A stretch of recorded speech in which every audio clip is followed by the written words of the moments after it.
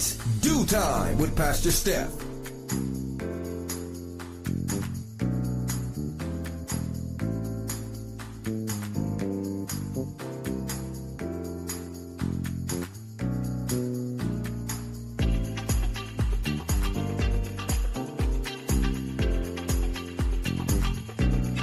Good morning, good morning, good morning. Rise and shine.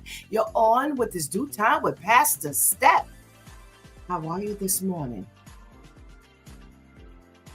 That's what I like to hear. That's what I like to hear. For this is the day the Lord has made.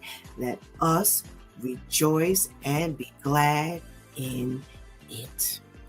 So, where were you last week? Last week we started off shaking the Monday morning blues with the Due Time crew, and our relationship conversation started off with the man who had been buying the ladies chocolate and cookies. Yeah, he took a trip. I can't say ladies. There's only one report of one lady getting chocolate and cookies, but he has been known to be flirty. And the woman who he bought the chocolate and the cookies for, she invited the wife out for coffee. Well, he thought she was going to spill the beans, so therefore he told it. And that's when she started finding out that he was flirting with all kinds of mamas over at the schoolhouse.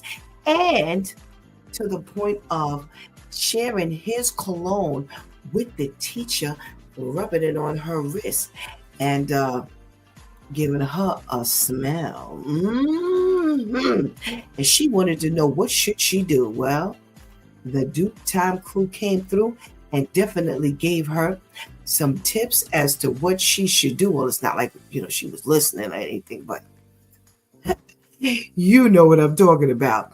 So that was just one of the relationship dilemmas for the week. Oh, we got our girl Vivian on our Wow Wednesday for our socially conscious segment.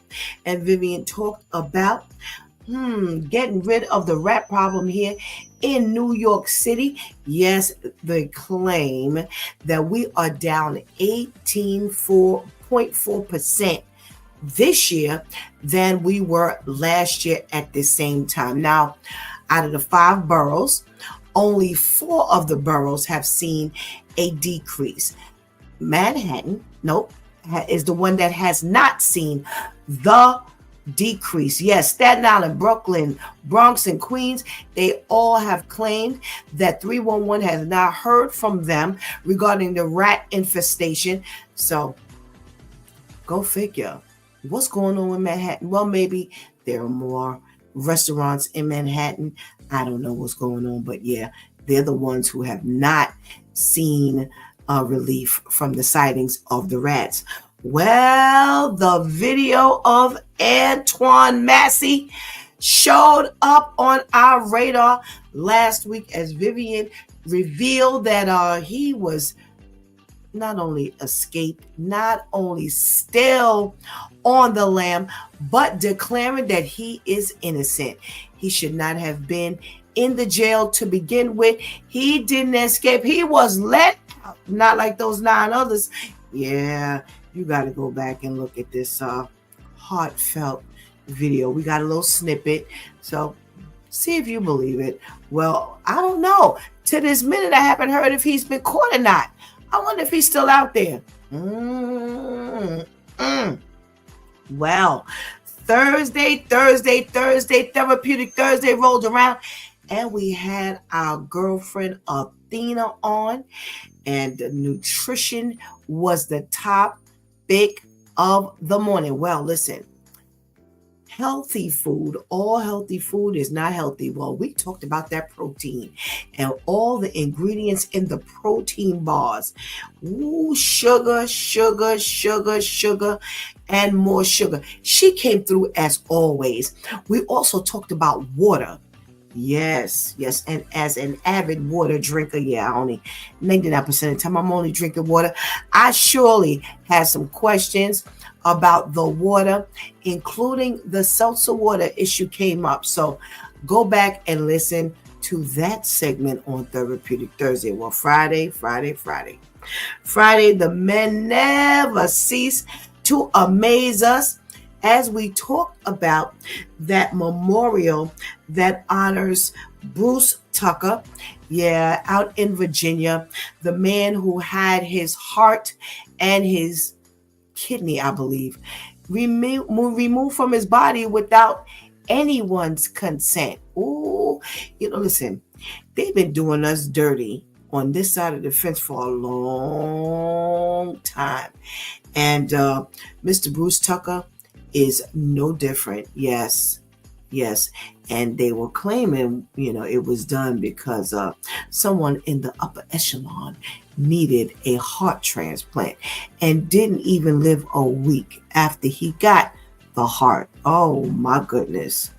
I tell you. Mm, mm. Boy, would they say God don't like ugly type of thing? I don't know. I don't know if that fits because technology, was not then what it is now. So there may have been a little bit, a little bit difference in what could have happened had it been done these days, not back in 1968. But listen, hey, you never know. You never ever know. Well, they've put up some marker and some, sculpture, and maybe they figured this would, satisfy. And that was the question. Would that satisfy the men of its due time? Well, they said absolutely not. Go back and fight and get some money. Try to get some money. Yeah, times ain't like what it was back then. You just might get $1 for the injustice that was done. So those are some of the things we talked about last week. So if you did not get an opportunity to watch or listen to Monday, Tuesday, Wednesday, Thursday, or Friday, make sure like Pastor Steph always tells you, go back and watch, go back and listen. Yes, right here on a Closer Walk Media Network YouTube page, as well as Coach for Christian Life Facebook page. And you can catch us on Spreaker.com, Spotify, iHeartRadio, Audible.com, Apple iTunes, Apple Podcasts. Yeah, pretty much any streaming service that's out here, we are on. So, and we're up to date. You can listen all the way up to Friday. Yeah, it's out there. So make sure you catch up and make sure above all things you tell a friend. Why are you letting your people miss out on all the good stuff? It's bad enough you miss sometimes, but make sure you don't allow them to miss. Okay? Okay, well, today is shaking the Monday morning blues all over again. Yes, we are back already. The weekend flew by. It was a nice full weekend. It was a little restful, but it's gone. Time is flying by.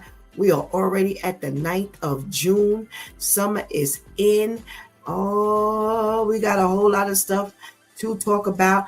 I don't know how interesting it's going to be, but you know how to do time crew. Turn it up and turn it out. They show make it interesting. So go ahead and get that healthy breakfast.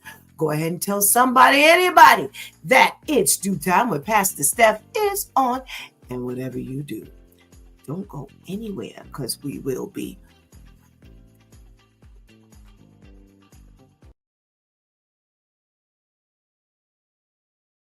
Smoking and detox.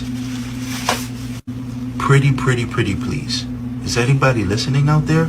Share this video with somebody that you care about. Not only do you have to stop smoking, but you also have to detox. And let me explain why. So if you're new here, you just open up your app, you're going to find out some interesting things. I know you're probably smoking right now, but let me tell you exactly what you're doing to your lungs. So existing inside of your lungs are these things called alveoli. They're in everybody's lungs. And alveoli are responsible for putting oxygen inside of your blood Without that, you won't exist. You won't be here anymore. So you see this right here? This is called the alveolus gas exchange.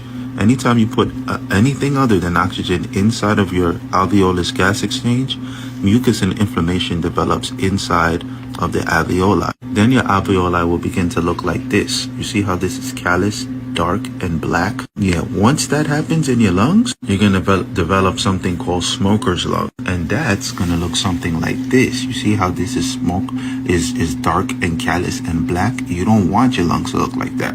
You want your lungs to look like mine, teeming with life, vibrant and pink. Now, there's a solution. You can stop smoking.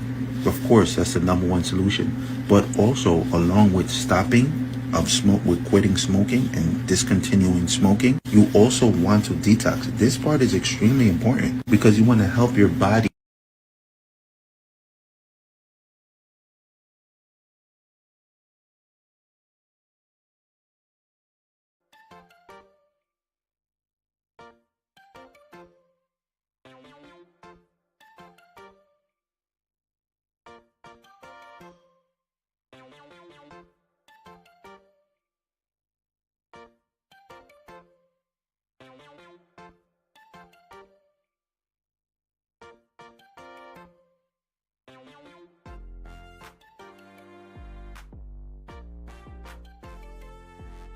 Good morning, and good morning again.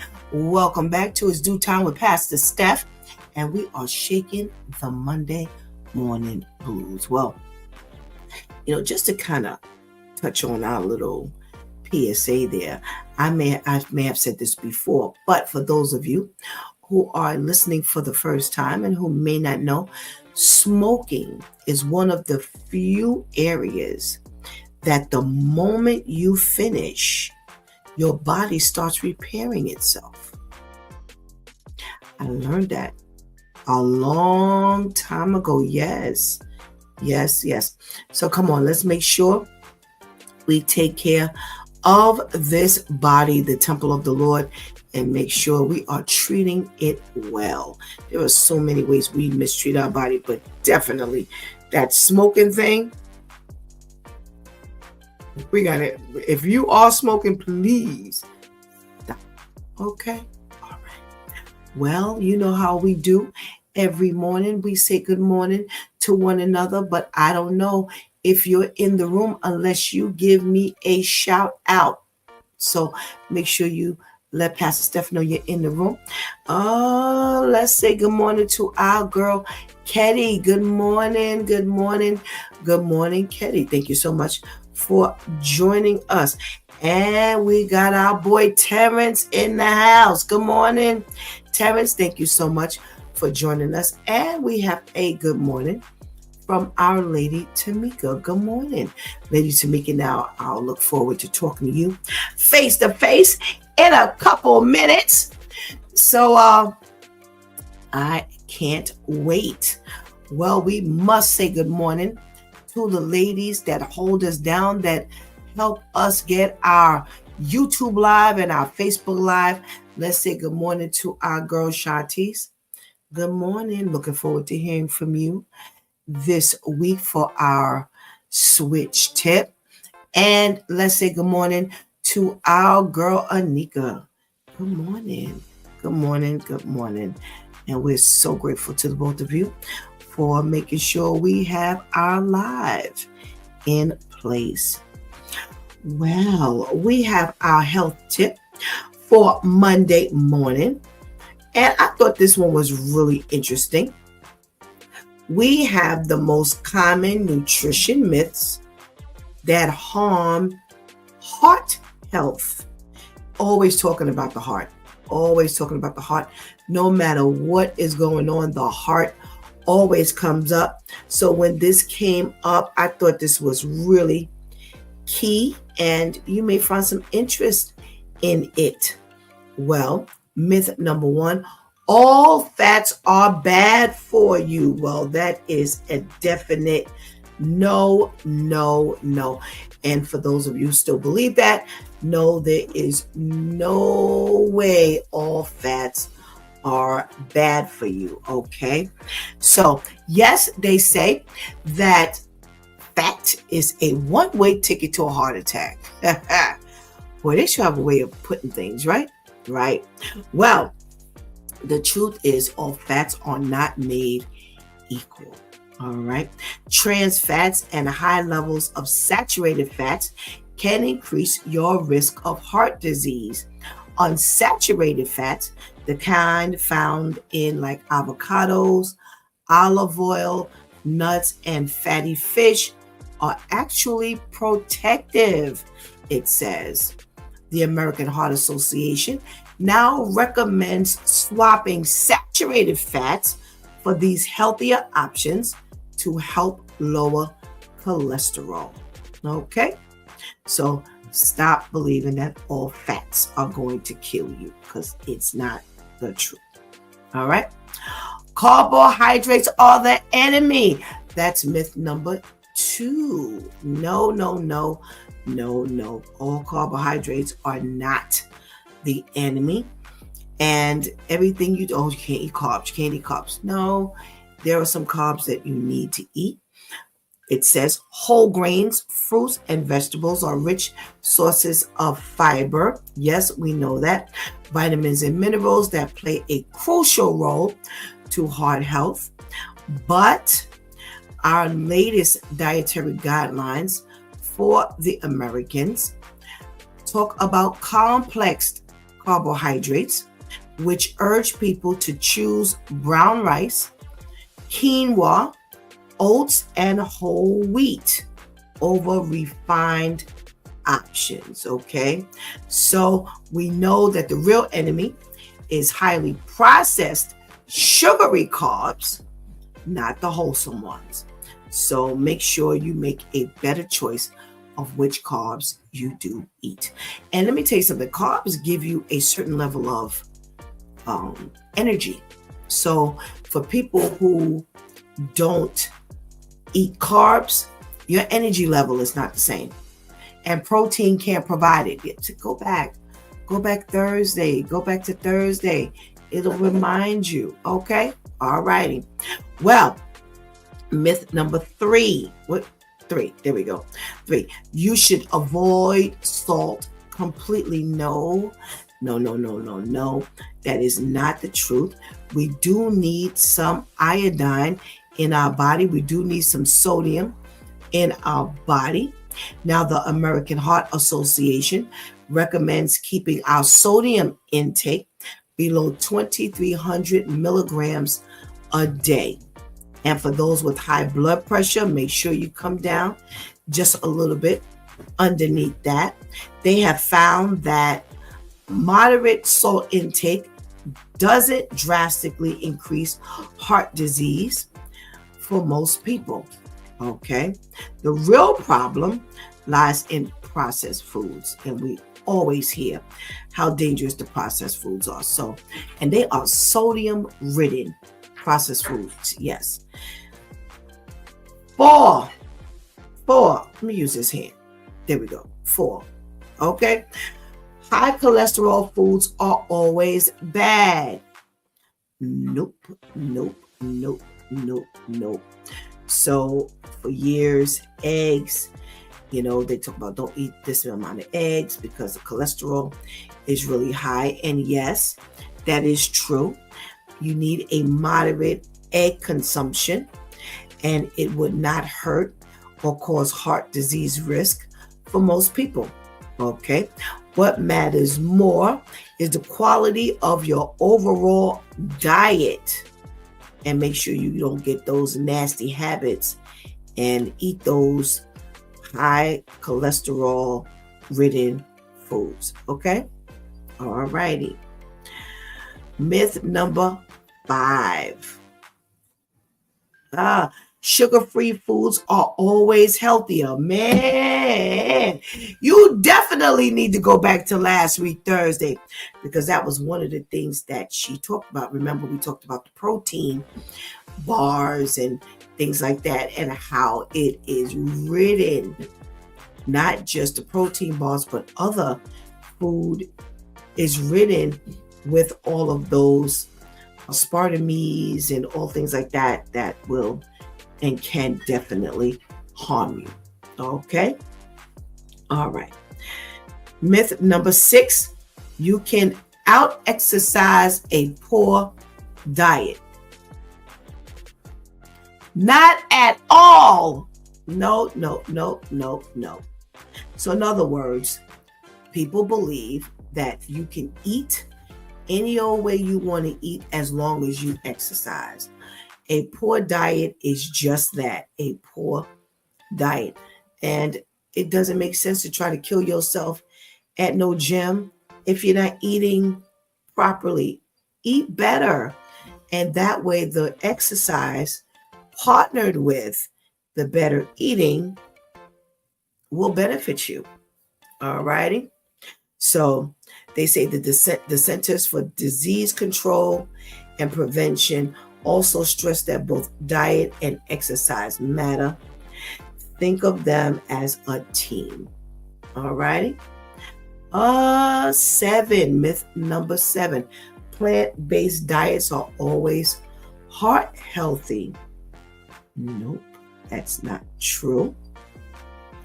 They say plant-based eating is all the rage. Of course, eat this. I can't get with some of this plant stuff. I can't eat the burger. That's really not a burger. I can't eat the bacon. I saw this thing last night when I was doing the news. Not bacon. Why am I eating it? No, thank you. I'll pass. Well, they say a 2025 study revealed that people who ate a whole food plant-based diet had much better heart health than those who relied on processed plant-based options. They say the secret is to focus on foods that are as close to their natural state as possible. And we've been hearing about everything that's on the recall list. So we know that, that's a challenge these days, but pretty much stick to that. Stick to fresh fruit and things like that, because it's a bit difficult. Okay. Myth number 8, you need to take supplements for heart health. Absolutely not. We do too many health tips to believe that. It says a large 2024 study found no significant reduction in heart disease risk among supplement users compared to those who got their nutrients from food. So you don't want to be taking everything through a pill. Eat better. Get those natural foods in you. Listen, the fact of the matter is, yes, there are a lot of recalls, but everything is not going to kill us, okay? Myth number 9, all processed foods are unhealthy. Well, no, that is not true. Not every food that comes in a box is hazardous. Another 2025 report, including some processed foods, especially when fresh produce is unavailable, can help maintain a heart healthy diet. Okay. They say the trick is to read the labels and choose options with short ingredient lists and minimize the additives. Yes, so if you got something with this many things in it, that's how many things you're putting up in your body. Yes.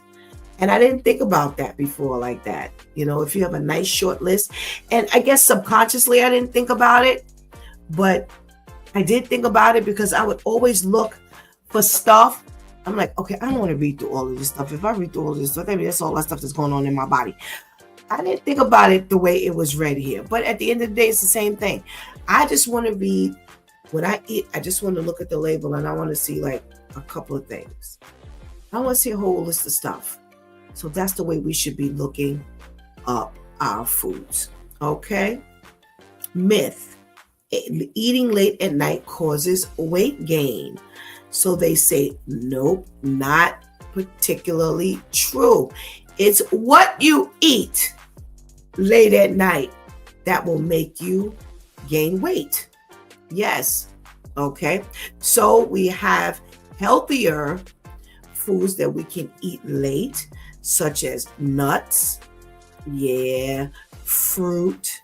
Make sure you get those things in your system, and that way you don't have to worry about gaining the weight. It won't affect you the same. Okay? All righty. Myth 11. I don't want to talk about that myth. That's a stupid myth. Forget about that myth. Let's go to myth number 12. You can't enjoy food and be heart healthy. Oh, that's not true. That's not true. We talk all the time about enjoyable foods. Does it limit the goodies? Yeah, it does. And I was talking to Shantice the other day, and I was saying, again, and I said this to you all a couple of times over the last few weeks, with all the foods we keep reading about that say, eat this every day, eat that 3-4 times a week, we don't have any more room left for junk food. No, because first of all, we're not eating 24 hours a day. Number 2, we're not going to eat, healthy all the time. So if we're eating mostly healthy food and we're eating 3 times a day, 2 snacks, 3 meals a day, 2 snacks, and if we're substituting those meals with smoothies and things like that, there's no room for chips and cookies. No, there's no room for all of that stuff, because by the time you finish eating the good food, then you don't have any room to eat the bad food. So if you focus more on eating all the foods that we've been talking about from week to week, you will not eat as much junk food. Okay. We got a check-in from our girls, Teresa. Hey, Teresa. And our girl, Vivian. Good morning, Viv. And we got a check-in from Athena. Good morning, Pastor Steph. She's reminding us that eating whole wheat has a lot of gluten, and gluten causes arthritis. All right. So she says gluten does not absorb properly in the bones and blocks the absorption of calcium. And we need our calcium. Yep. So go back. Wait, she's saying something about plant-based diets. Be careful with plant-based diets, because a lot of their, let me see what it says. A lot of their products are wheat and soy-based. I'm sorry. So make sure you read the ingredients thoroughly. Thank you, Athena. Thank you. You got to go back and listen to Thursday's segment. Oh my goodness, it was so good. It was so good. All right, what are we talking about in the news today? There was a lot of stuff that came up after a while. It took me a long time to get up and running, but when I did, there was some stuff. So where are we starting? Well, I do want to start with this TSA warning. It's a warning that we heard a while ago. I remember doing this when we were on Blog Talk, and they're talking about juice jacking in the airports. You may have heard this. You may have not heard of this, but they say juice jacking is what they call when these people are always doing stuff. When they have gone in and somehow put malware and things like that in the jacks that you put your chargers in for your phone or your tablet or whatever the situation is. And they say that's where they manipulate public charging stations with hidden devices to steal data or install malware. So pretty much they're saying that if that happens, they target airports, hotels, malls, and some public transit hubs. Here in New York, I don't know about other places, but here in New York, if you walk up and down some of the main streets, they have poles with charging ports. And it's a wonderful thing. At any given moment, you could run out of juice on your phone. And if you have your charger, you just plug it up. But those are the areas that they're juice jacking. So they say if that happens, people can access your banking and payment apps, install spyware or keyloggers, control or wipe your device remotely, steal photos, contacts, or two-factor authentication codes. So they're saying that when you are at the airport or when you're at the mall or whatever, and you take your charger and you put it into those jacks, that it can, either pull out some stuff, remove some stuff, or put some malware onto your device. What they are suggesting, you carry the charger box, yes, and plug it into an outlet. They say because the outlets cannot be manipulated. Now, I know some people say, oh, if they got to the, other ports, why can't they get to the electrical ports? Well, it might be just that because it's electrical. And you may, there's no device ability directly in there, but wattage. So it would be much more difficult to do that. So make sure you carry your full charger. And no, they're not outlets, are not as frequently found as the charging ports, for your device, but it's safer. Listen, here's the thing. I've been in all kinds of offices. I've been in all kinds of places, and you got somebody who's got their phone plugged into the wall. And when I tell you security is not friendly or nice, when they telling you to take your plug from out that wall. Boy, where was I? The Department of Health, getting a birth certificate a few years ago so I could get my passport. And that security guard was walking around, take that out of there. Oh yeah, he was hot. But it happens. But there were some people that leave the house, oh, my phone is on 2%. You know what? Then you just ought to go dead. Because, well, how are you doing all of that?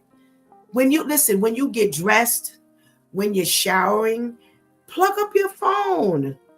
Plug up your phone. I know people say, oh, you can't overcharge. Listen, I'd rather overcharge than to get out in the street and I don't have the proper amount of juice in my phone that I need. I do not leave my house if my phone is not 100%. Very, very, very, very, very rarely. And a lot of times I don't leave my house having to use my phone. That's another thing. Stop talking all the time. Stop scrolling all the time. You'll keep some juice in your phone. Think, pray. Yeah, that'll save some juice on your phone. All right.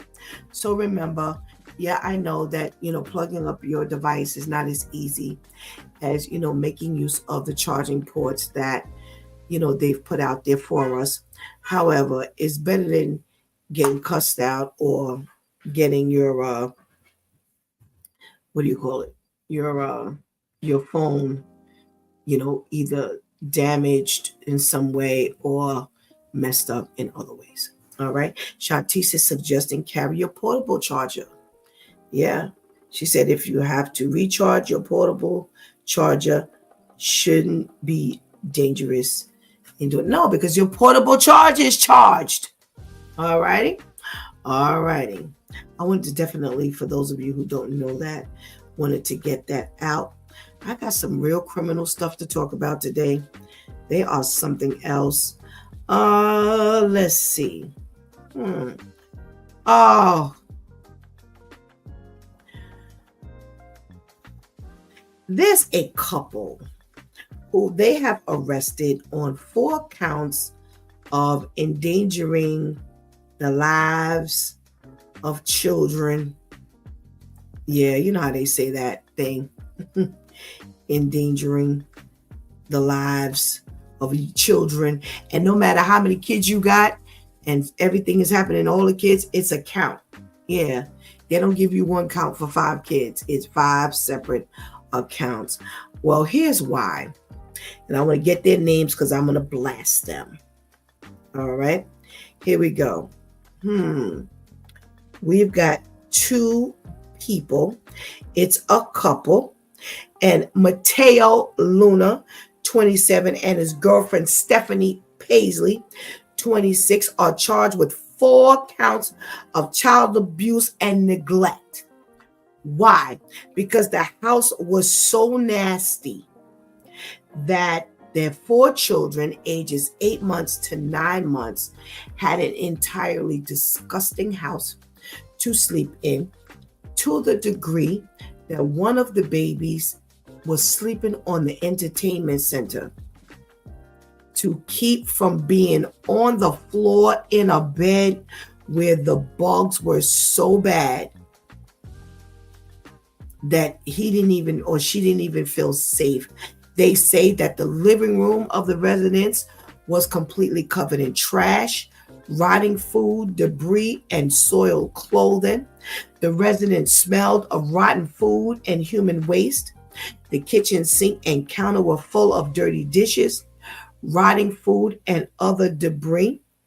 They say to make things worse, the temperature inside of the house was 86.5, between 86.5 and 88 degrees while the cops were there. Now, for some reason, they ended up doing a well check. Yeah, you know how they go by and check the house? Someone had reported them, and they went to do the wellness check. And that's when they found out that the bugs were through the roof. They were living in a trailer, crawling with hundreds of black flies and cockroaches on top of the rotten food and human waste conditions. And the baby just couldn't sleep. One of the people who went through the house said they've been at this so long they don't even cry anymore. But this case, he cried. It was so bad that he ended up crying because of the condition of the home. How do you even let it get like that? How do you let it get like that? 8 months to 9 years old. So that means that I'm assuming it was probably the 9-year-old who was sleeping on the entertainment center. So the poor little ones, they're subjected to whatever is going on in the home. But what were they eating? We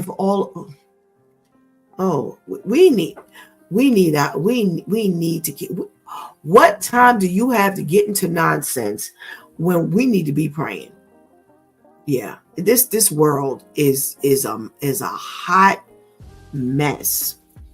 What else are we talking about today? Let's see. There is another story where they say life in prison is too good for this creep who severed a 2-year-old girl's spine. Why? You guessed it. Him and the mama broke up. Mama broke up with him, and they say within 1 week, the baby was dead. They were trying to describe it in the article, how he severed her spine. But pretty much what they were saying was, it was the holding of her body and the way he positioned her body. He separated the top from the bottom and did some type of move or something and broke and severed her spine. And will not admit to doing it. Yes, 27-year-old Travis Ray Thompson is responsible, has been convicted on one count of murder in the first degree. They say it took less than 2 hours for the jury to deliberate and find him guilty, that they said they will make sure he never walks free again. They were just disgusted with the chatter and the witness report of what went on. They say that, they said that he did something with the torso and the head area and something with the lower body. And they said that she had so much internal bleeding that he claims that she was gurgling, and after a while he took her to the doctor, but he don't know how she got like that. Now, of course, there's more than one child, but this is so weird. Something about, she took the older child to school, and then she came back and then went to work. And then she ended up being at the job overnight as well. And that's when it happened. He called her and she told something. It's just a weird story. But again, stop leaving your kids with these people. Please stop leaving your children with these people. It is something in them that gets exemplified that they cannot be trusted with your kids.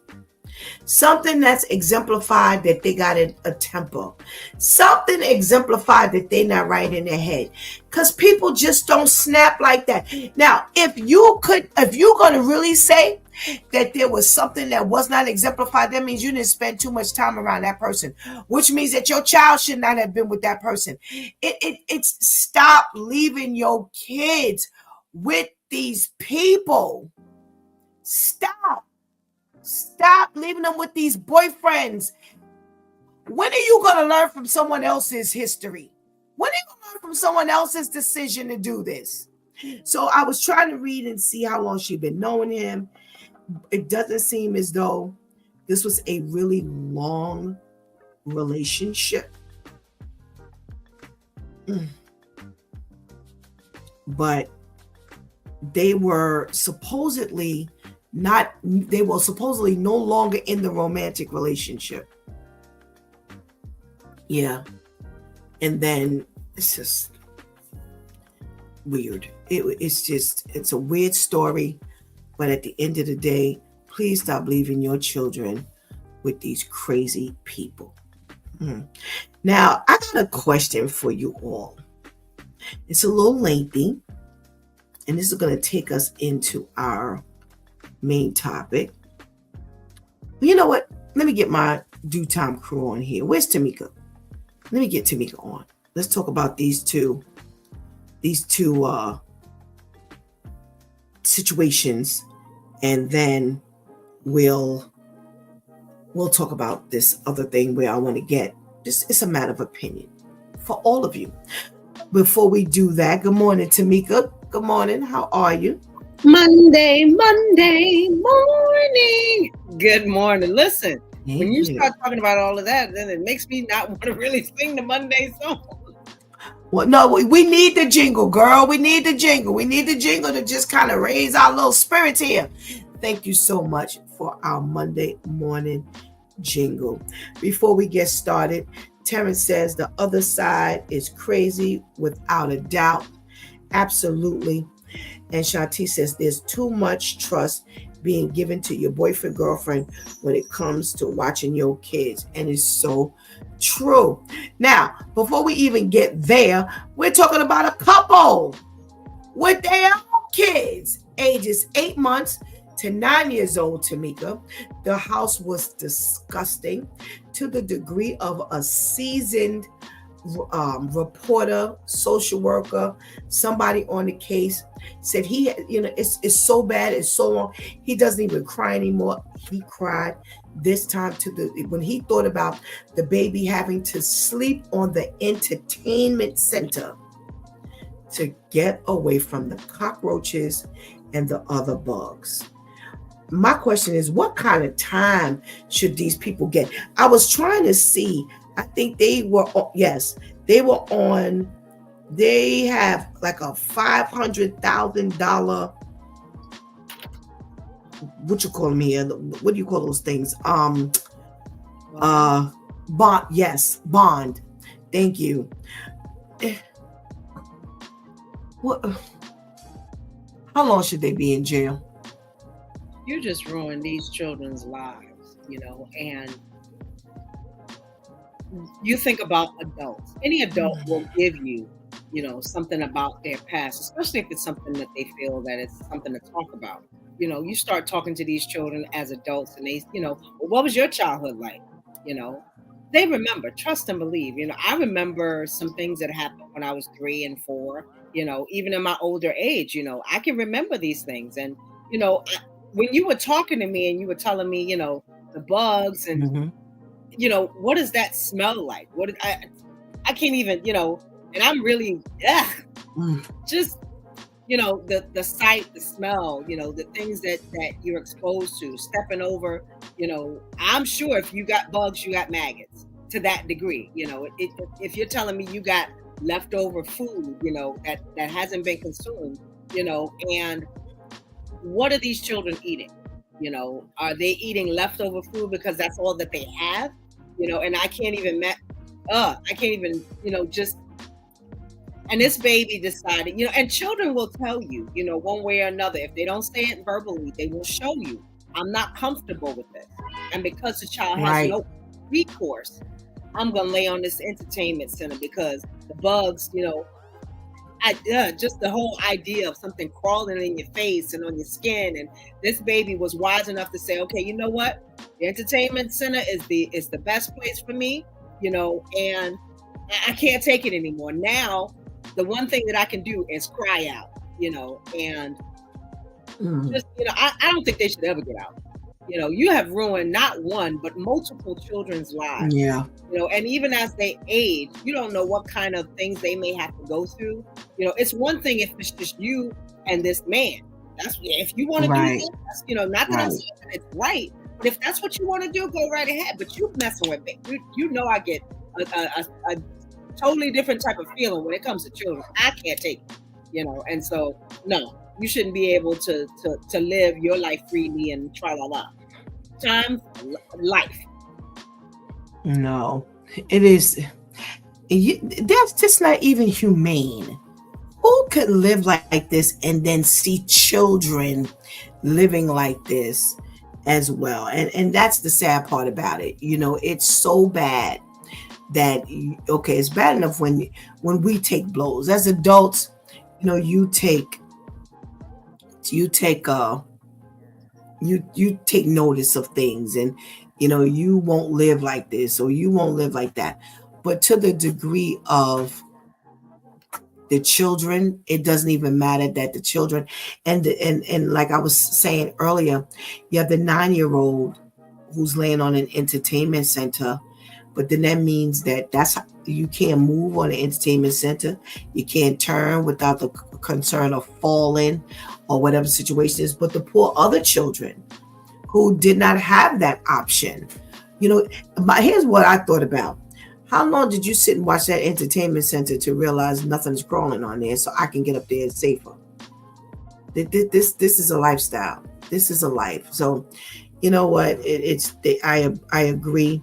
They should never, ever see the light of day again. Period. Jail is just not enough. They talk about this next story. Life in jail is not enough for this other idiot who severed the baby's spine.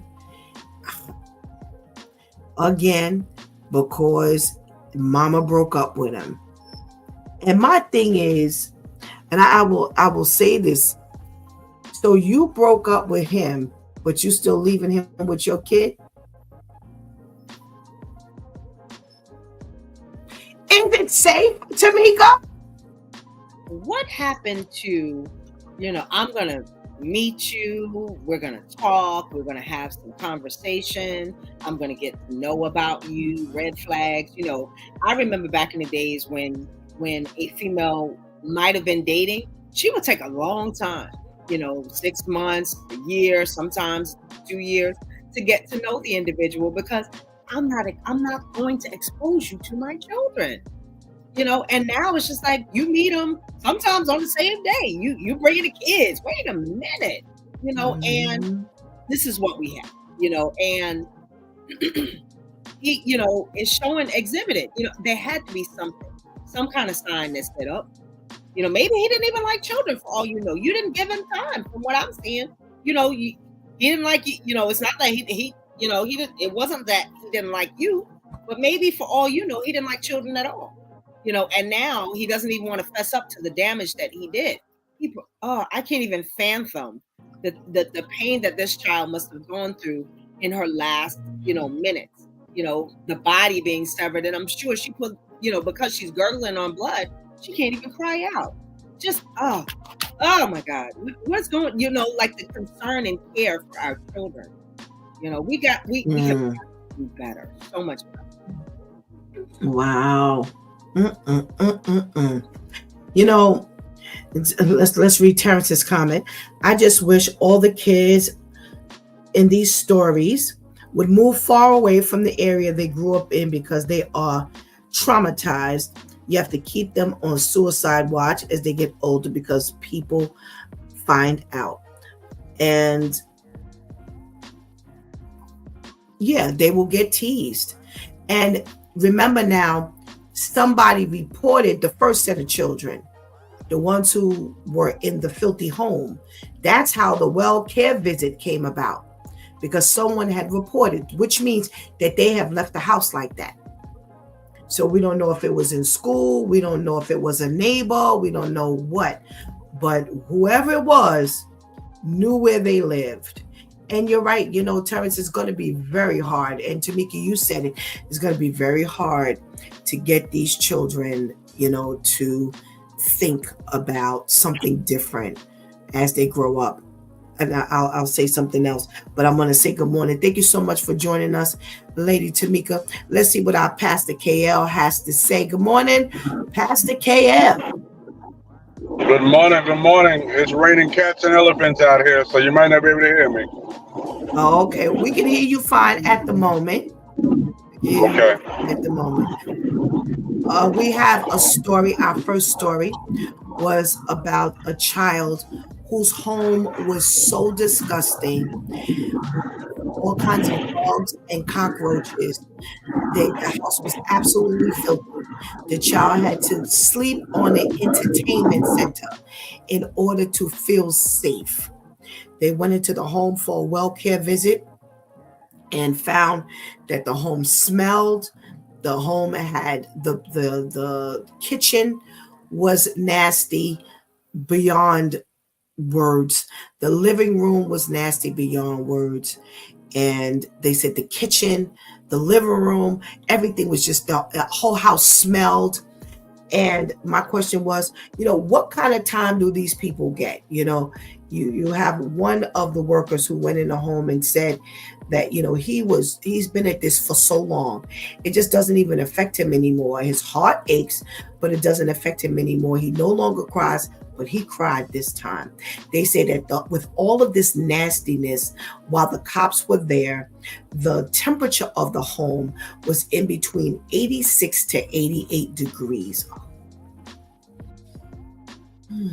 What kind of jail should they find for these people? Man, that's attempted murder. I'm living in a place where you trying to kill me. That's attempted. It's funny because when these children come in my store, they smell like their house. You ever had kids that smell like their apartment? You know what I mean? Yes. And you know from there what the way they living. They come in, their hair is in a disarray, their clothes, they done had it on for 3 days, and they smell like their place. But yet, when Mhm. mama come up in there, she wants to be the diva. Yeah, they need to go to jail for a Mhm. very long time. Mm, mm, mm, mm, mm, mm. We have another story where the jury said life in prison was not enough. They sentenced this 27-year-old, another 27-year-old. The other parents were 27 and 26. This boyfriend had been left in the home with the child. The mother had broken up with him, and he was upset while she was at work. He severed the baby's spine, 2 years old, and they said that they want to make sure he never sees the light of day again. So, needless to say, this is life without parole that they suggested that he got, and it's how do you even live with yourself with these things? And one of the things we always talk about is stop leaving your children with these boyfriends and girlfriends, because some of the girlfriends have done the same thing. Stop leaving your children with these people. I'm in a definitely agreement with that. It's just ridiculous. First of all, you break up with them and you still need the babysitter. That's Right, crazy.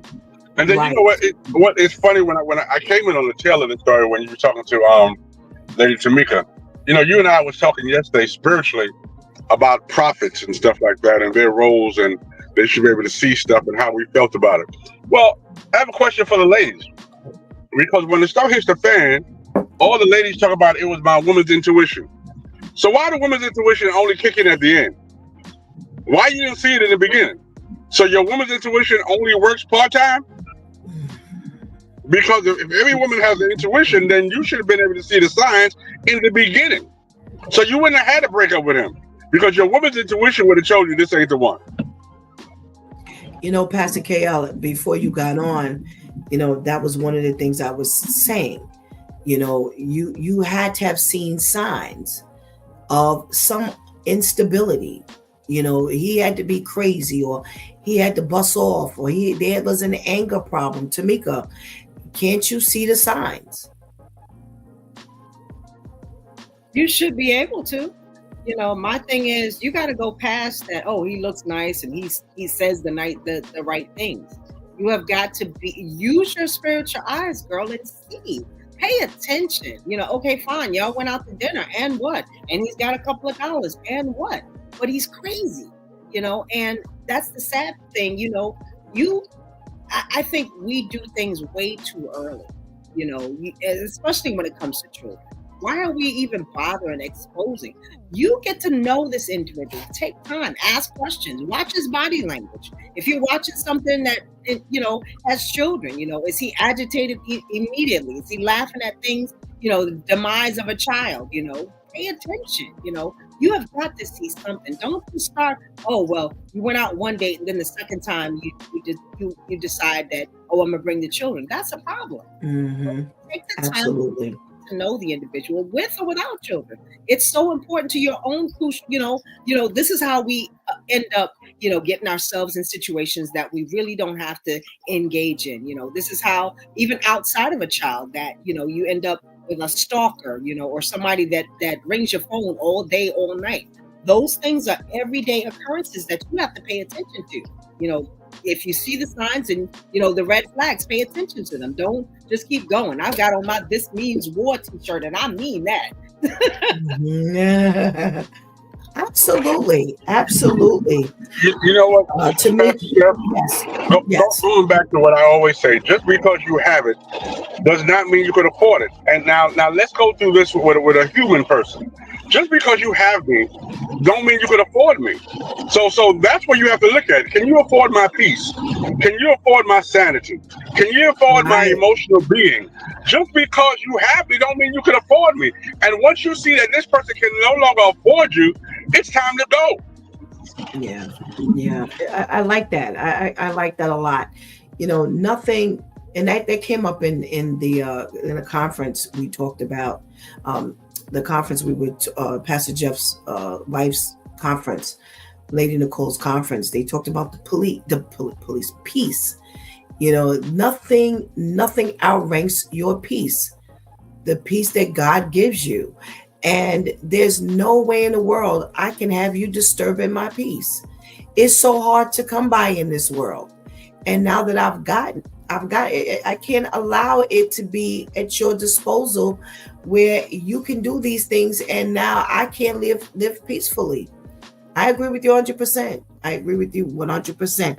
Tamika put in the comments, talk about hot garbage. 80 degrees is a cruel and unusual way to die. Terrence says, I would love to know every adult from our side of the fence, like how was their life growing up for them to do these type of things is way beyond the mind of thinking crazy. Serge says some ladies like the crazy and then they can't handle it. They try to run from it, but it's already too late. You know what, Serge? That's a good point. That's a good point. Pastor KL, I'll ask for your comment on that one. I like that one, Serge. It's really good. That bad boy. So we like that. You know what I'm saying? You hear women say, I like bad boys. And now we're seeing what bad boys are really made of. I think, and I hate to say it like this, but I think they like bad boys too because it's fast money. And then bad boys are not very educated. So there's no standard you have to be with a bad boy.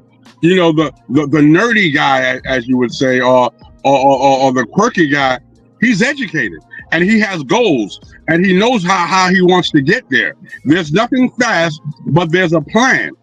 And women sometimes can't deal with the plan. I can't be a part of the plan because I can't understand the concept of the plan.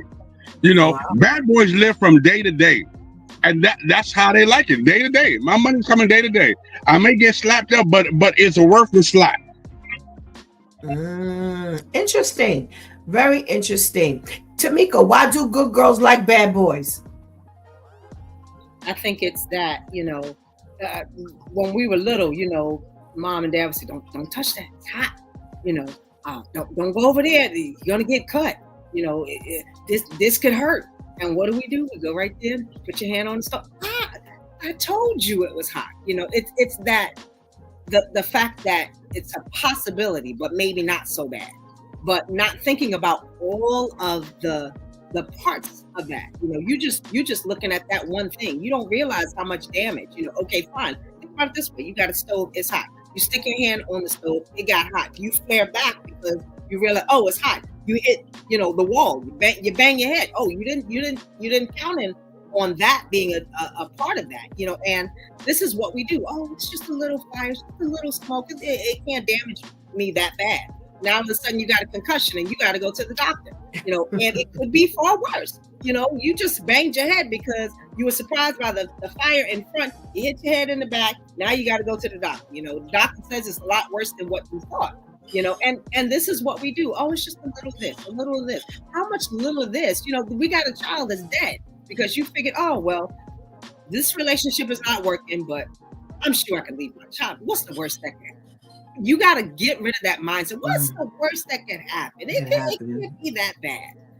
This is what ends up happening when we say, oh, it's not that bad. What's the worst that could happen? What's the worst that could happen? Now you have no child. Yeah. And she suffered. That's the part that always kills me. It's not something that happens instantaneously. She suffered. All right. Terrence says the ladies don't like the plane because the plane took too long for them. Like you said, past the KL. They want nothing but everything fast. Shanti says all the bad boys are going down. Diddy or Kelly.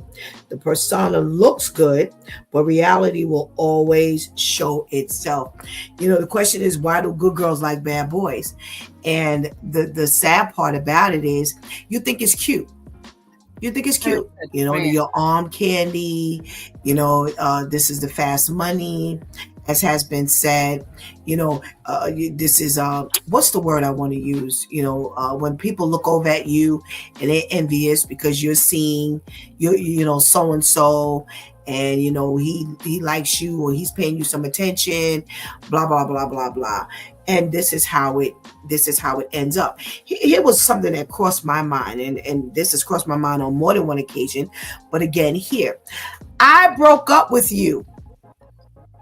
I broke up with you. What does that even mean these days? I broke up with you. It specifically said that he was upset because mom had broke up with him. So when I break up with you, that ain't no breaking up. If I'm leaving you in the house to take care of my kids and all of this kind of stuff, if I feel like you, and some people say, well, one thing has nothing to do with the other. Sometimes you're not good as, in an intimate relationship as you are with friends. And I've seen that. I've seen people are much better as friends than they are in an intimate relationship. However, if I break up with you, bye. What we holding on to? No. I need to go to work. Listen, then I need to find me a babysitter and cut this nonsense out. Terrence said, oh, yeah, I got you, Terrence. It's okay. Thank you. Yeah, this is something that we need to take into consideration. And, it's always been that, why do good girls like bad boys? I like the bad boys. I like the bad. Yeah, well, unfortunately, here we are. All righty. We have hold on a second here. I'm trying to get up our main topic. I'm going to switch gears. I was going to talk about something else, but we're going to go somewhere else. All righty. We talk about drifting apart, and I thought this was how we ended up here was interesting. So they're talking about couples who do certain things, and at the end of the day, they rarely drift apart because they practice these things. And one of the things that they bring up is accept that perfection isn't real. They accept that perfection isn't real, so therefore they manage to stay together longer. Oh, does this work against us sometimes, Lady Tamika? Working against us with regard to perfection is, I don't think I'm quite grasping that. So that just kind of came out when I thought about the situation we just talked about. So we're talking about couples who rarely drift apart because of these things, and one of the things is they rarely drift apart because they accept that perfection isn't real. Could that be the woman's problem? Oh, he's not perfect, but he's this. He's not perfect, but at least he has that. Oh my Could God. that work against us at the end of the day? Yeah, he's only giving you 20%.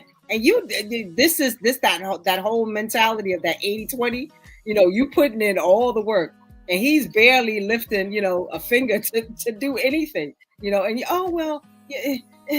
I've seen other relationships that are worse, and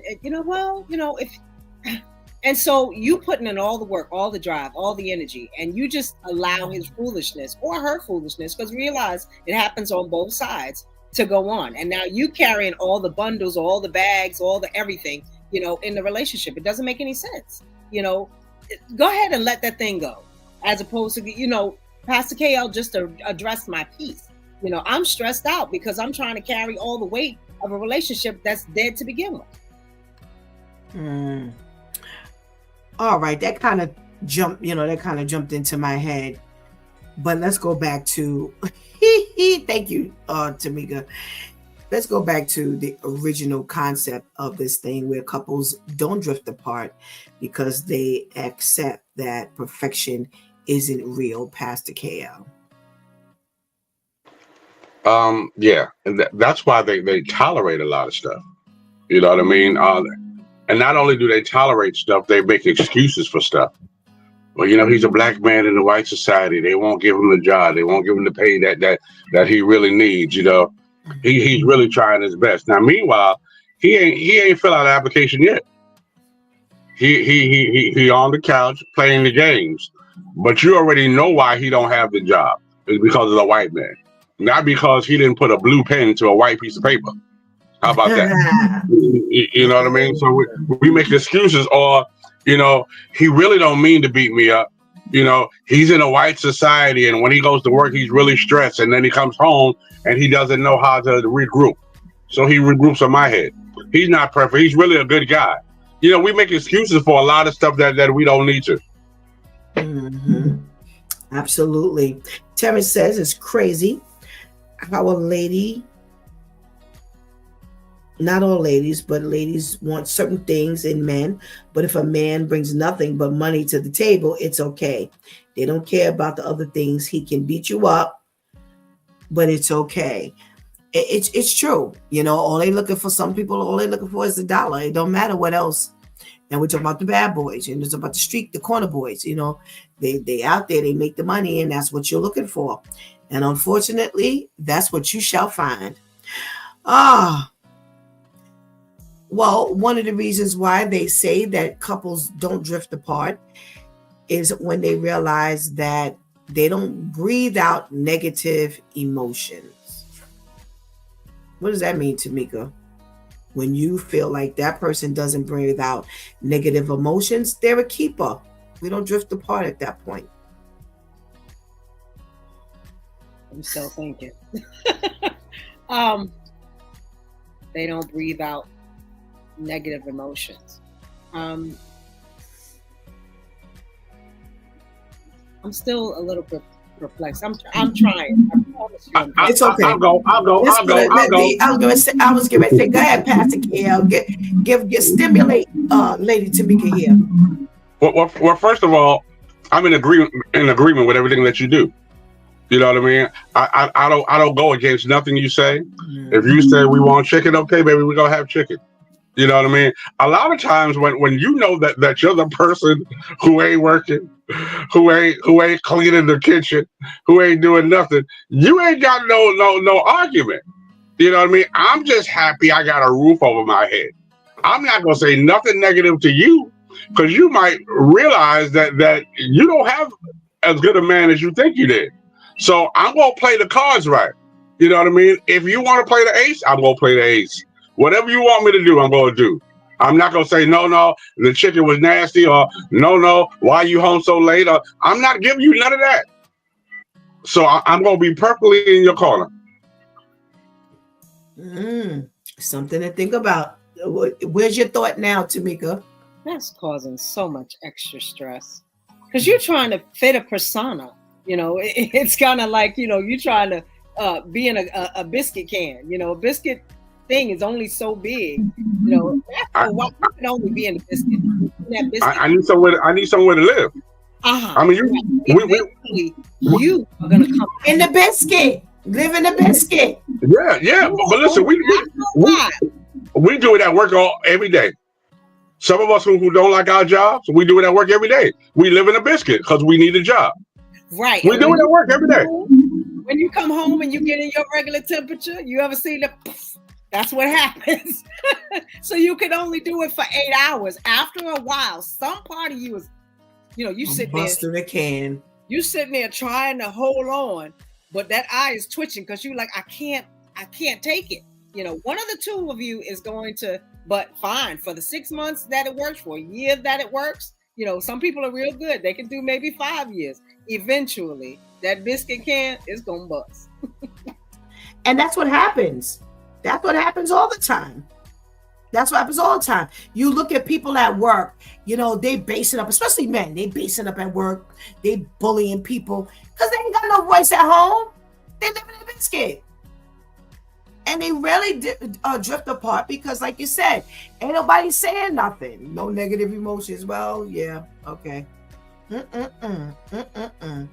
All righty.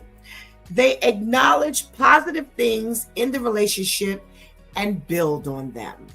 That's why they rarely drift apart. What do you have to say about that, Tamika?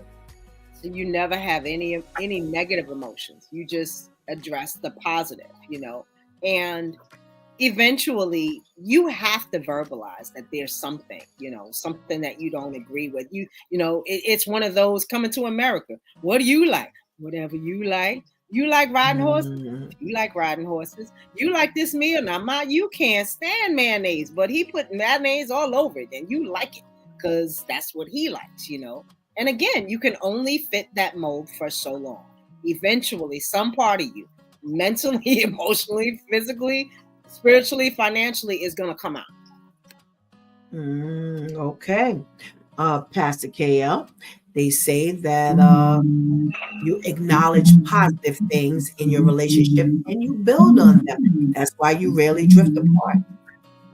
Yeah, I think you got to know where everybody's strong point is. You know what I mean? Here, I do the cooking. She stays outside in the yard, do the garden stuff. The positive thing is, I'm positive that you can't cook. You know what I mean? So you stay out the kitchen. I'm gonna stay out the yard because I'm not mowing the yard. You find what everybody's best at, and then you let them do that. I deal with finances better, so I deal with the bills. Whatever you deal with the children better, so you deal with the children. Not that we can't come together and work with the children or work with the finance, but if I'm not going outside with all them kids, then you take the kids. If you know that all the kids gravitate to our house, then you take the kids. I'll buy the pizza. I deal with finance. So find out what each other's strong points is and work from there. Okay. They say you open yourself to the possibility of change. That's why you do not drift apart. Tamika. Well, on the other side of that, every relationship, you're going to accept, you have to accept the fact that it's not going to change. I mean, that you are going to change, that, some ways that you think about things are going to change, some ways that you react are going to change, and you're not always going to be the same people that you are as you blossom in your relationship and get to know one another, and get to know more information. You're never going to stay the same. And so you would gravitate towards each other because of that. All right. Pastor KL, you open yourself to the possibility of change. That's why you don't drift apart. Yeah, I mean, that could be a scary part too, but change could be good. Change could be good. Again, if you don't know how to do certain things and you show me, you teaching me how to do it, you make me a better person. I make you a better person.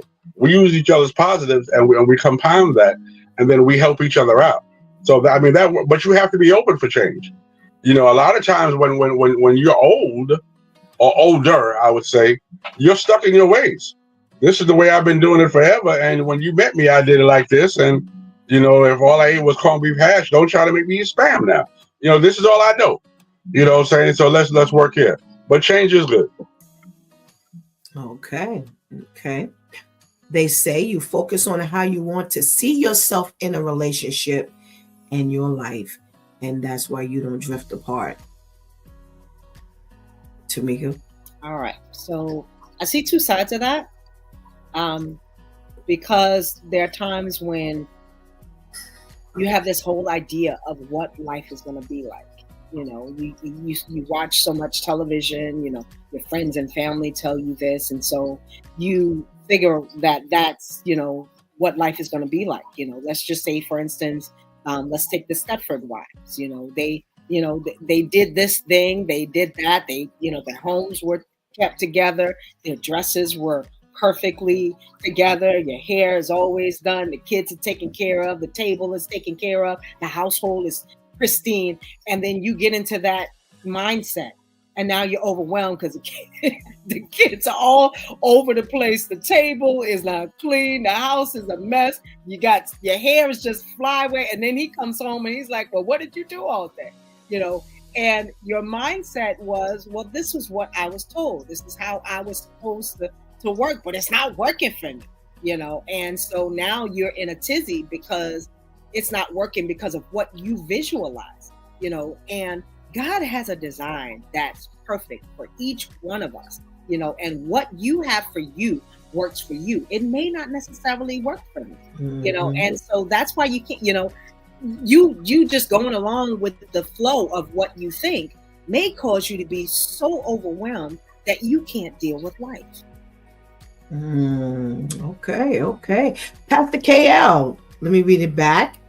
They say they focus on how they want to see themselves in a relationship and their life. That's why they don't drift apart. I don't know that unless we had this conversation in the beginning, I don't know that's gonna work because you can focus on it by yourself, but if I'm not a part of that plan, we're gonna drift apart. It has to. You know, we should sit down in the beginning and say these are our goals. This is what we want to do. This is what I think family should look like. This is what I think life should look like. You know, but if you already get me in there, and now you're focused on a goal that I didn't know anything about, yeah, it's not going to be a good thing. You know, we get there when I come over for dinner, you cooking me steaks and stuff like that, and now you decide that I just think we need to be healthy. We going to vegan. No, we're not doing that. Not once I get into a relationship, we're not going vegan. That's not gonna happen. Put a piece of chicken on the plate. All righty. We got a couple of comments. We have I was fine, and then all of a sudden I'm blocked out of some of the comments. But Terrence says the ones that don't bring out negative emotions is the one you really have to watch out for, because when they do, watch out. Absolutely. It's explosive because you've been walking around holding this all this time. Yeah, very dangerous. It's funny because it's almost like there was no agreement with any of these things that was listed on here. So I'll ask, what do you think are things that keep you from drifting apart, Tamika? What's one of the things that you feel will keep you together in a relationship?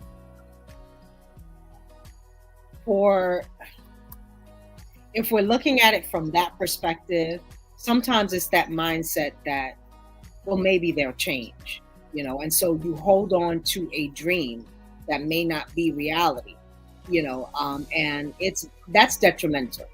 On the other side, the things that keep you together is communication. That is so crucial. That's what I'm looking for. Right. It's so crucial to maintaining. You've got to be able to talk, get your borders, hey, what I will do is this, but let me let you know what I'm not going to do. And you don't have to say it that way. However, you need to establish boundaries, things that you will allow and what you won't allow. Absolutely. Pastor KL, Tamika says communication is one of the things that will keep us from drifting apart. I'll say that for my closing. What's one of the things that you feel will keep you from drifting apart? You better not say it either, what I'm thinking. I don't know what you're thinking, but I don't have women's intuition, so I don't know what you're thinking. So but I was gonna say communication, but since she already used that, I'm gonna say financial stability. A lot of relationships break up, because of financial stability. And then people will say, well, that's mine and money shouldn't count. Yeah, money counts. The Bible says that the love of money is the root of all evil. It didn't say we don't need money. We need money to survive. And that can add stress to a relationship. Saying when the bills are due and now the lights are off and now I can't, pay for formula or Pampers. Financial stability is a big thing. You need to communicate that you're broke.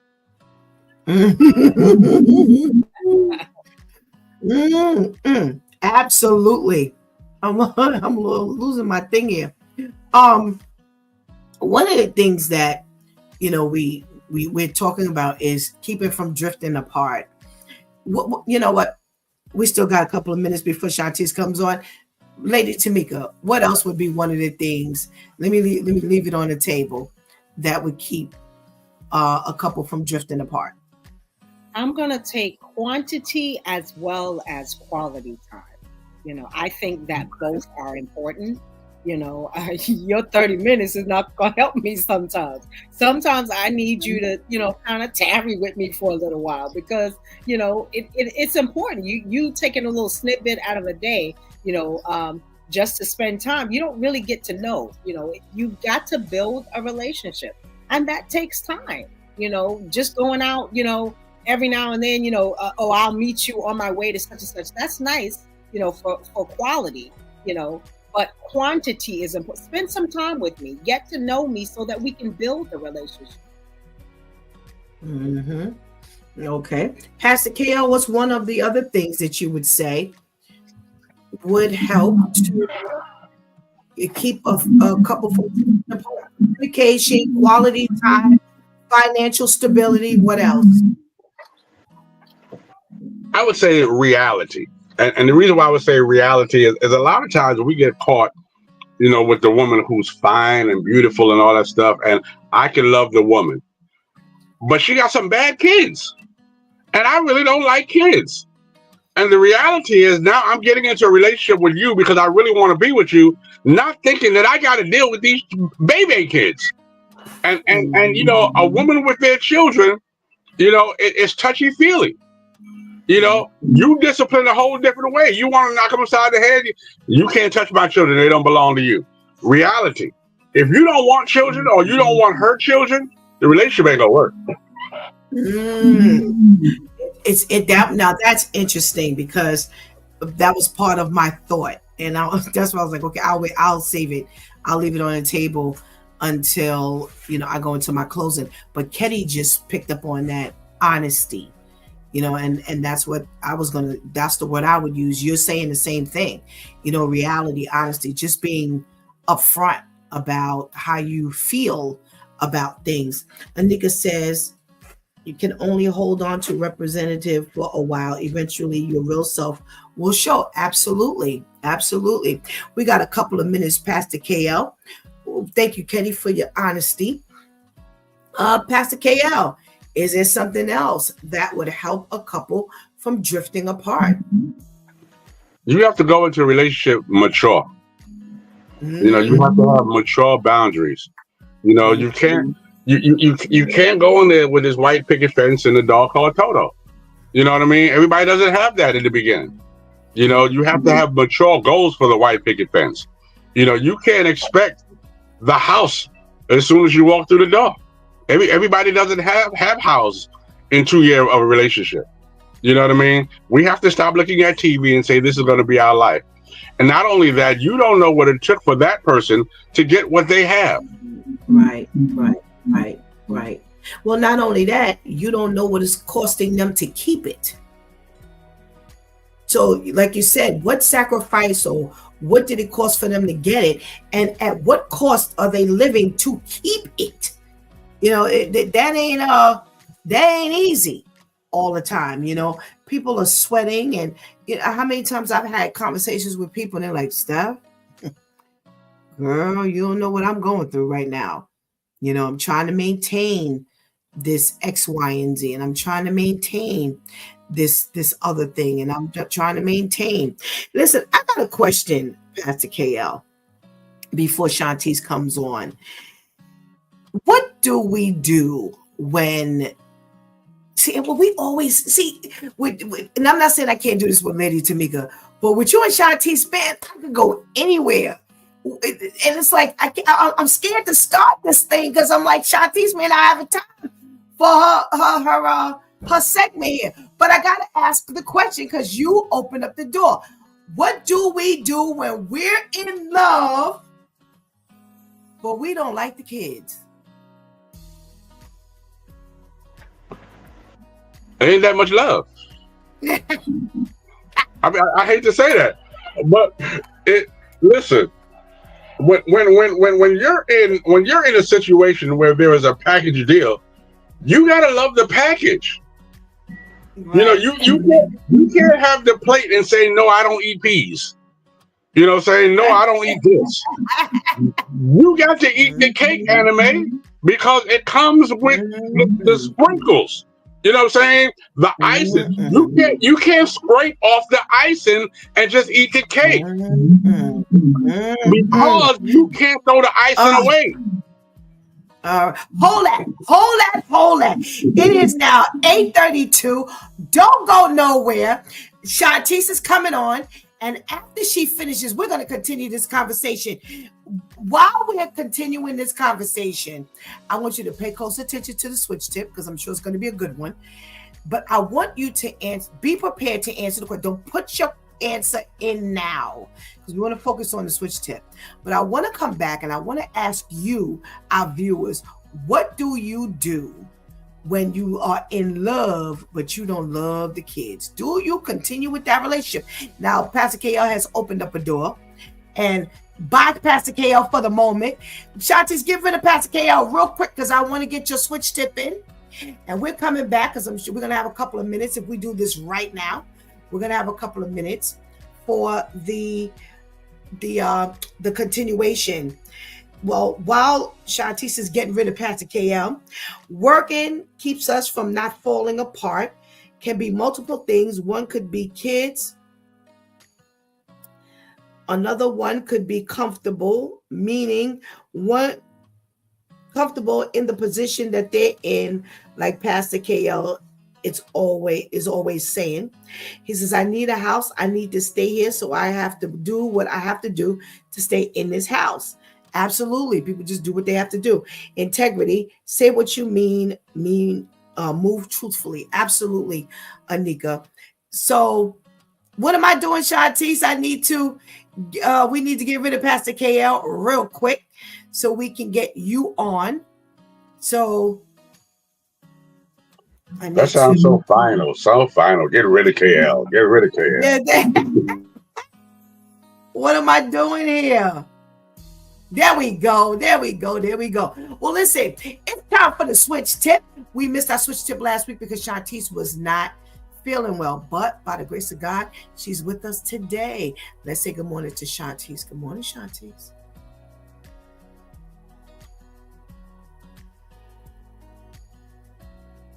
Good morning, Pastor Steph. How are you? How's everyone doing? I am well. Thank you. I am well. How are you feeling this week? I'm feeling a lot better, and I had to ask God. It's not always the enemy. I'm like, God, do you not want me to give the switch tip because what's happening? But I believe it's the enemy because I'm on fire with this switch tip for this morning. All righty. So what you got for us today? How's it going on? We're going to do it. Okay, so I have the switch with Shantice where we bring I already forgot about it. We bring the switch from the streets to our godly seat, and we are up to switch tip 224, which is stop wanting to please man. Real heavy this morning because it is real. It makes me think about, I believe it was switch tip 7, where it was stop choosing popularity or something in regards to popularity, whatever it was with popularity. And this is really honing in on that because I was one where I was never popular. I never cared about being popular. Never really mattered to me. But God had to show me you do care about being popular, Shantice. You may not care about being popular to man, like as far as the masses. So when we think about being popular, that means a whole lot of people know us. We know a whole lot of people. We hang around a lot of people. We converse with them. We chill with them. We go out with them. I never really cared about all of that. My thing was give me my 2, 3, 4, maybe 5 friends, give me my boyfriend, and I was good. And God was like, yeah, you don't care about popularity in that aspect. However, you care about being favored by this man in particular. And when I say man, I mean the literal like male. You care about this man paying attention to you, whoever that man may be for that period of time. You care about that. That's what you want. And it threw me because I was like, dang. So I do care about being popular. But when we're thinking about pleasing men, there are so many different verses, and I had to stop myself because as I was researching verses and asking God, do you want me to include this one? Do you want me to include that one? As I was doing that, I had to stop myself because there were a lot of verses. When we talk about pleasing men, there are a lot of verses that support and confirm that when we want to please man, we are displeasing God. Because pleasing people means going along with their thoughts, their ideas, their agendas, what makes sense to them. And if y'all have not been paying attention to these streets, the things that make sense to man, if you have eyes to see and ears to hear like the Lord, you're completely thrown, because what makes sense in this world does not make sense at all to God. Okay, so we're going to dive into a few of these verses real quick. John 12, verses 42 through 43 in the Amplified Version reads, "Nevertheless, even many of the leading men believed in him as Savior and Messiah, but because of the Pharisees, they would not confess it, for fear that if they acknowledged him openly, they would be put out of the synagogue, excommunicated, for they love the approval of men more than approval of God." So here go two of the verses right here, which I was referring to. When it comes to pleasing man, you will not be pleasing God. So because the people, they believed in Jesus, they wanted Jesus, but because it went against what man thought and what they wanted to big up, they was like, "All right, Jesus, we're going to put you on the back burner real quick," because it's not making sense to them. They're not really hearing it. They don't want to hear it, but because I care more about getting their approval than yours, I'm going to say and I'm going to big up the things that they want to hear. The world does not want to hear about God. How do we know? They done took God out of the schools. They done took God out of work. And look at all of the things. Look at the month we're in right now. No shade, but I mean, it is what it is. Look at the month we're in right now. The month that's being highlighted right now is against God. So if I big up that awareness, what's the awareness that I'm now trashing? See how that goes hand in hand? Proverbs 29, verse 25 in the Amplified Version reads, "The fear of man brings a snare," meaning a trap, "but whoever trusts in and puts his confidence in the Lord will be exalted and safe." So the fear of man will always trap you into being stupid. Okay, I can tell you from personal experience. When you want, especially for us women who want to please a male, if the shoe fits, wear it. If it don't, then be quiet, please. Men are slow. Men are really challenged. Okay. And when we as women want to dumb ourselves down to now please them, we always get trapped into doing something stupid. Okay.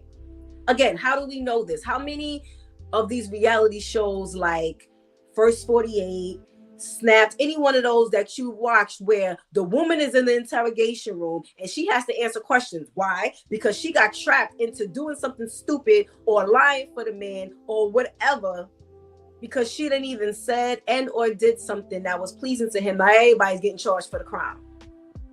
We cannot, whether it's in that type of scenario or in a regular scenario, whether it's work related, whether it's social related, romantically related, whatever it is, we cannot dumb ourselves down because we want to please people. When we talk about pleasing the Lord, he raises us.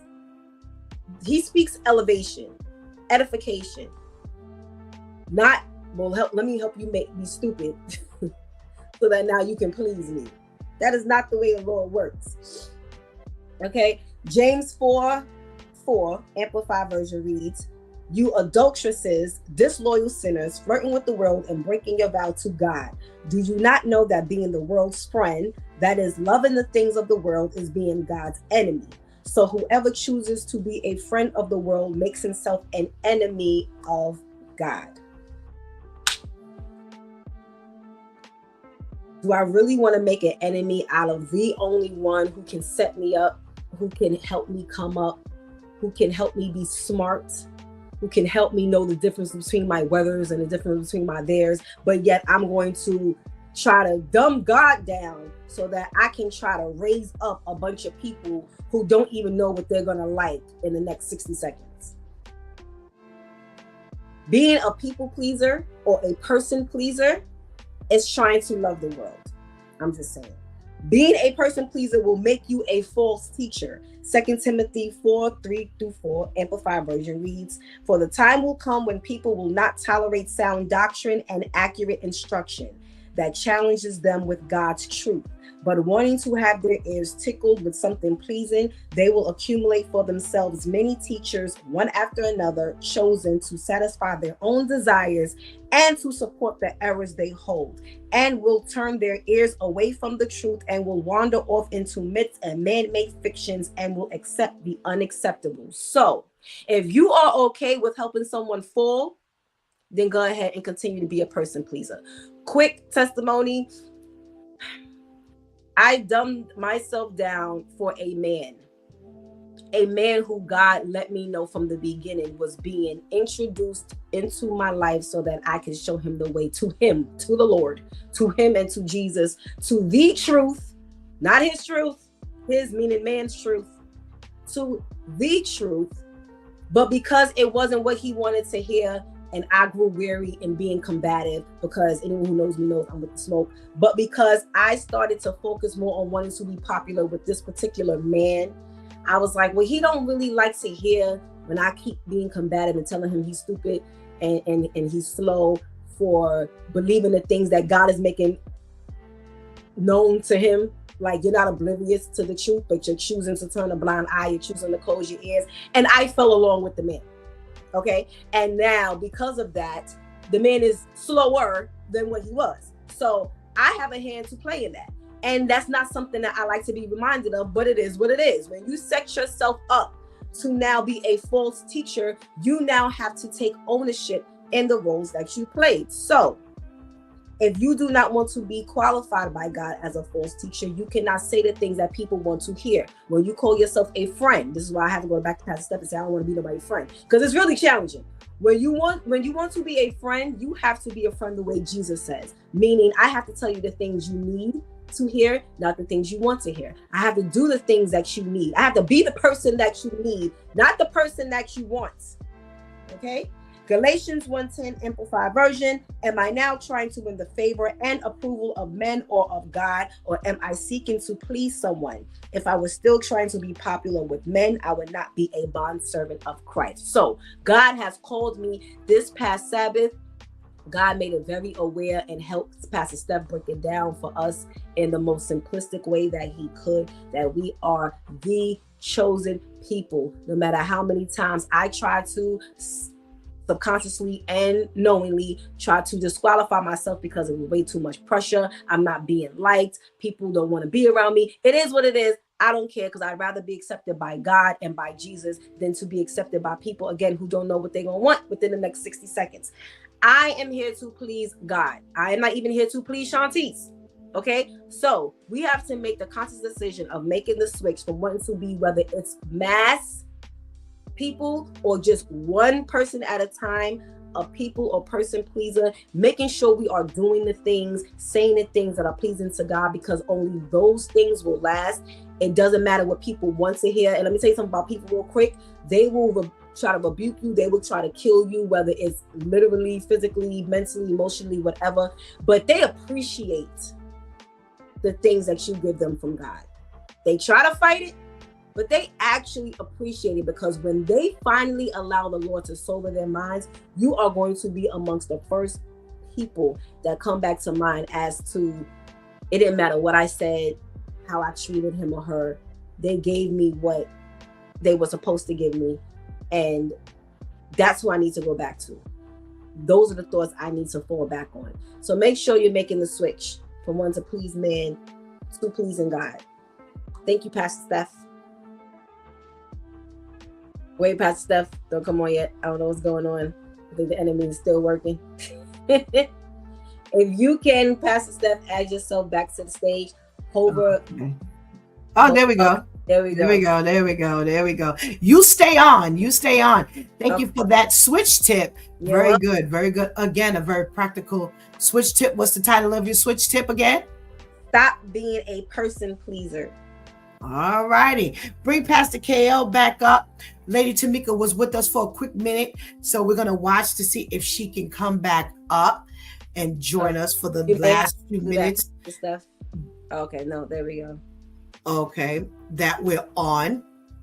But, you know, the question of the morning was, and maybe we'll do this, the hot question of the morning is, you know, do we, you know, what happens when we're in love, but we're a lot of kids? I want to be with you. And that's women. For men, I just don't want to deal with your kids. Or we have the woman, the man who says, I just don't want to deal with your kids. Pastor Jeff, we talked about this with the men briefly at one point. And Pastor Jeff, he talked about, you know, what he said. He said he couldn't deal with the woman. and he could deal with the woman, but he didn't want to deal with the kids. Mm-hmm. And my question to you is, you know, well, what happens when we're in love, but we don't want to deal with the kids? Put it in the chat room. Hold on, Shot. Just put it in the chat room. Let me hear from you, Terrence, Anika, whomever's out there. Let me hear from you. Kenny, you know, what do we do when we're in love, but we don't want to deal with the kids? Pastor KL has given us a running start. All right, Shantice, hit it. What do you do? There is no being in love without loving the kids, because again, it goes back to what I just said. You cannot love the way you choose to love. That's not love. That's comfortability. So I just like being around you. I don't want to be around your kids. And it ain't no shade. It is what it is. Just understand that's not love, because God is not going to have you love someone partially. Those kids are not optional. That's not a hobby. That's not a bad trait that God is saying, well, once I get rid of them kids, then that's going to be the man for you. Like, what? No, this is him. This is her. These are his or her mini-me's. They're not going anywhere.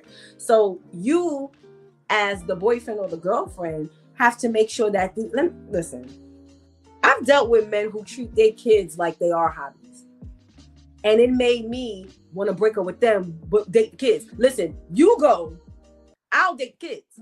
Okay? Because you cannot, I'm serious. It's like, and I know it has everything to do with my own trauma as far as my other parent treated me like a hobby.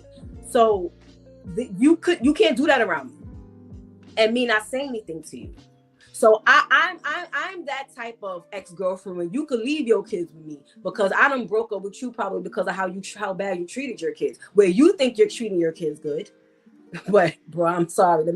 Let me be the one. And if ain't nobody tell you, let me be the one to tell you you're trash. Okay. So before these kids have the ability to experience what I've experienced, if God will allow me to interject and help to kind of, you know, blur some things so that it doesn't seem like you're absent where you need to be present, but you can't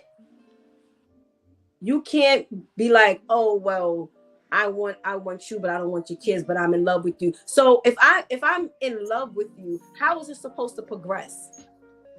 Because sometimes when you're the female dating the man, you can kind of cheat, because more than likely the man doesn't have the kids typically full time. It's the mom who does. So the kids may not always be with you. At the same time, God forbid something happens to the mother. Or God forbid the mother just wake up and say, I don't want these kids no more. Now she drops the kids off to the father. Now what? Now your true colors show. Oh, well, listen, I was fine when you only had them on the weekends, but now you having them Monday through Friday too. Nah, bro, this ain't gonna work. No, that's not love. So there's no such thing as it working. You have to be honest with the Lord, with yourself, and with him, and be like, listen, I just want to be your sex partner, or we can just be cool. Or, I mean, for real, because people, the man or the woman may be with it, but you can't make it seem like you're all in when you're not, because it's going to show. These are kids. Again, this is not the type of chips he or she likes to eat. These are children. So it's gonna come out that's not really love. That's just, I'm complacent right now. But once they start coming over, or I gotta be around them more than once a month, all bets are off. That's not love. Okay. I got a question, and I'll throw this out to Pastor KL first. So what if the situation is, because I think Pastor Jeff kind of alluded to this at one point, and now that I think about it, I'm not bringing him up, but just now that I think about the question, okay, so they're young. What if I decide, you know what, let's just be friends until they get grown and gone? Is that love? I'm not shading the kids or whatever, but I know that me and the kids don't get along. Is that a goal? I got more time in front of me than I do behind me. I ain't got that kind of time. I ain't got that kind of time. You know what I mean? It's not love, but it's a strong like. That's what I call a strong like. It's definitely not love. And no, if your kids are 5, 6, 7, 8, I'm not waiting 10 more years. What? Listen, what? And no shade, but what if we got a niece like mine who ain't leaving? That I can never marry you. You know, you know what I'm saying? So then what happened? I done wasted all these years in hope that you go to the military, in hope you go to college, in hope you get. No, I can't live off love in hope. No. I gotta go somewhere else. You got a sister who ain't got no kids? Let's work. We can stay the family. My viewers are silent. I'm looking at viewers, but ain't nobody saying nothing. So I guess ain't no, I guess they ain't got no point of view. That's because they with someone that got kids that they don't like. Right. And now that all the names are revealed, they can't hide, in plain sight, right? Okay. Terrence says, okay, so Terrence is the bold one. He's courageous. He said that depends on how old the kids are to me. So Shantice, do we wait and just hold out that relationship because this could be the husband for me, but I'm gonna wait, I'm gonna age the kids out? Is that reality? No, because they're more difficult as they get older. Like, since it was brought up,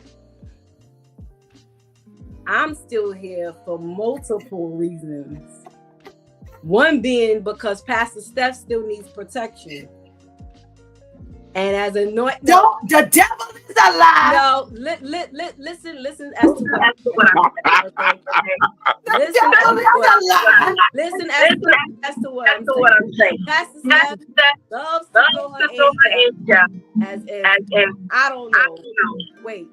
Pastor K, you can shut yourself on. Sorry, thank you.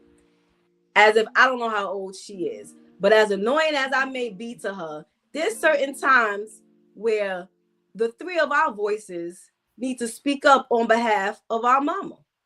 Not because she can't speak, but it's not always meant for her to speak. So if a man was to try to come through here and try to say some things, not that Pastor Steph can't, but hello, there's still 3 other people here that's in line of defense. Wait, did you just throw out an example like I can't? What? Did I start with turn your mic off? You could have given 900 different reasons, and that's the reason you give? Did I not start with a disclaimer? No, we're speaking on out-aging. Listen, we're speaking on talking about how to out-age. Oh Lord, have mercy. To out-age the children. They're a lot more tolerable when they're younger. Even though, okay, so you may have to change Pampers. You gotta literally feed them. They can't cook for themselves, whatever. So if you're thinking about that aspect of it, okay, cool, fine. But as they get older, you have more to deal with. When you start talking about junior high school, now you got to worry about behavior. You got to worry about grades. You got to worry about the people that they hang with. You got to worry about the people that they're dating. You got to worry about. So how do you figure, because they're getting older, that's going to be easier? That doesn't make much sense. So if you sit here saying, well, I'm going to just wait until they go. Well, how do you know that the parent may not leave the earth before the child. But yet you figuring, I'm gonna wait until they get older and then we're gonna start dating. How do you know someone else may not be introduced to the parent to be that person for them while you're waiting for their children to get older and be going? And like Pastor K.O. said, who even said that they're gonna be going? So that doesn't make much sense to me. All righty. Thank you, my due time crew. You're welcome. For your No booty call for Pastor Steph.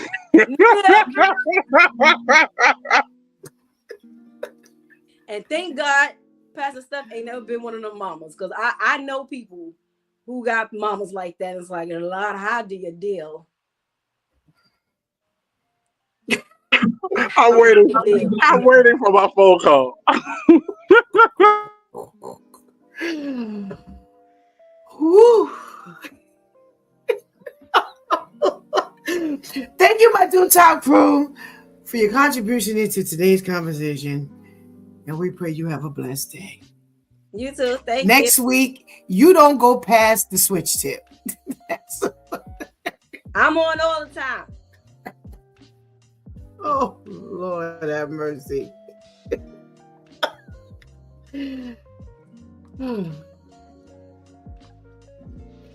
Okay, so the initial question was, what happens when you're in love, but you don't like the kids? First of all, I think we need to define love. That's one of the biggest challenges that I think it's just out here. There are so many different types of love that even exist in reality. There's agape love, there's the filial love, love for a friend. There is eros, which is that, intimacy love. Agape love is love for everyone, God's love. Okay, so those are just like the real loves that are out here and then you have individuals who say, I love. And Lord knows those are anybody's word, as to me being in love.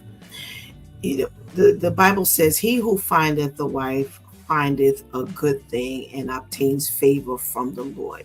Does that mean that it will be perfect? Absolutely not. Absolutely not.